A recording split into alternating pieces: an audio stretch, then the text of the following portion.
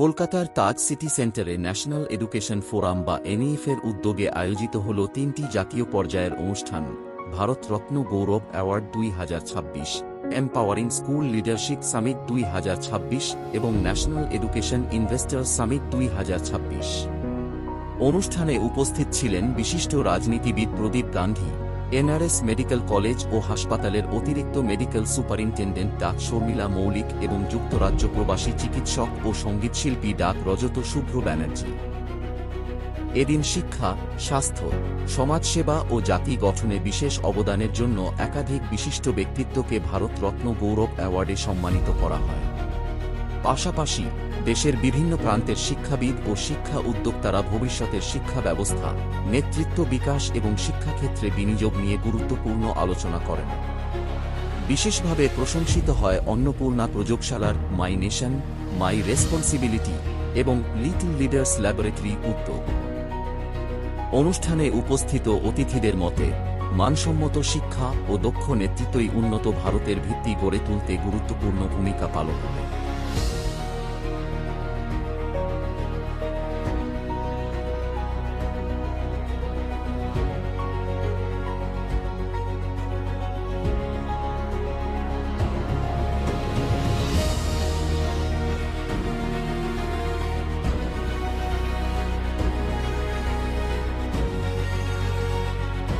খুবই ভালো লাগলো। আমি এখানে এসে এই ধরনের আমি লাস্ট যে এডুকেশনাল প্রোগ্রাম পেয়েছি সেটা ইংল্যান্ডের স্ট্রাকচারটা উন্নত। আমি যেহেতু ডাক্তারি প্রোগ্রামই পেয়েছি, বাচ্চাদের এইটা আমার খুব একটা মানে জানা ছিল না, কিন্তু খুবই ভালো লাগলো যে এরকম ধরনের একটা প্রোগ্রাম হচ্ছে। আমি এখনো পুরো জিনিসটা বুঝে উঠতে পারিনি, বোঝার পরে নিশ্চয়ই আরও ভালো লাগবে।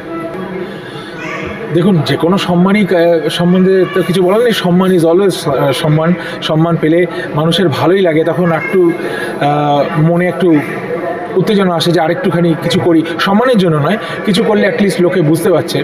তা গীতাঞ্জলি ম্যাডাম আমাকে খুব অল্প দিনেরই আলাপ, ওই অভয়ার মাকে, রত্নাদেবীকে মনোনয়নপত্র পেশ করতে যাচ্ছিলাম, সেদিন ওর সঙ্গে প্রথম আলাপ। আমি এই রত্না দেবনাথকে প্রায় 5 মাস ধরে প্রচুর পরিশ্রম করে কাউন্সিলিং করে রেডি করেছিলাম। আজকে উনি ক্যান্ডিডেট এবং বেশ সুন্দর ইন্টারভিউ দিচ্ছেন আমি দেখলাম। नेशनल एजुकेशन फोरम द्वारा आयोजित अवार्ड सेरेमनी, अन्नपूर्णा प्रयोगशाला जैसे प्रोग्राम में आकर के मुझे हार्दिक प्रसन्नता हो रही है और इस तरह के कार्यक्रम के माध्यम से समाज में जागरूकता, समाज में एक प्रकार से अवेयरनेस का प्रोग्राम करके ये एजुकेशन फोरम एक अनूठा प्रयोग कर रहा है। मैं गीतांजलि मैडम को अपनी ओर से शुभकामना देता हूँ कि इस फोरम के माध्यम से जो छोटे बच्चों के अंदर की ऊर्जा को जागृत करने का काम वो कर रही हैं, निश्चित रूप से यह सराहनीय कदम है। दिल्ली में भी ये आयोजन करती हैं, इस बार उन्होंने कलकत्ता में यह आयोजन किया है और समाज जीवन के अनेक प्रतिभाशाली व्यक्तियों को का सम्मान करके उनका उत्साहवर्धन किया है। मैं इस फोरम के सफलता के लिए शुभकामना प्रेषित करता हूँ। प्रदीप गांधी, पूर्व सांसद, Lok Sabha Chhattisgarh, Rajnandgaon, all India ex MP association का secretary general. Rising India 2026 Bharat Ratna Gaurav awards, এটার উপরে একটা প্রোগ্রাম হলো, এম্পাওয়ারিং স্কুলস লিডারশিপ সামিট হলো, আর ন্যাশনাল এডুকেশন ইনভেস্টার্স সামিট 2026 হলো।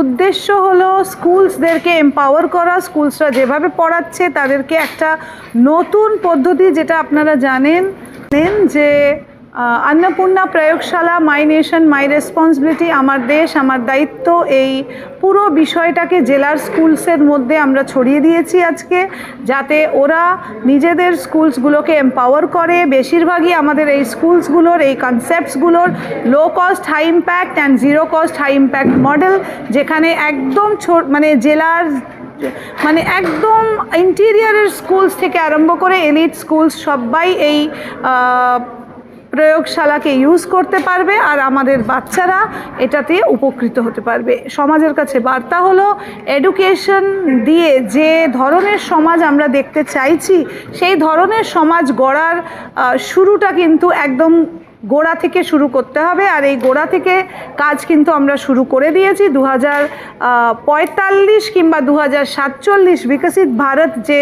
প্রজেক্ট, এই প্রজেক্টে কিন্তু আমরা যোগদান দিচ্ছি, আর সেখানে আমরা সমাজকে একটা নতুন দিশা দেখানোর চেষ্টা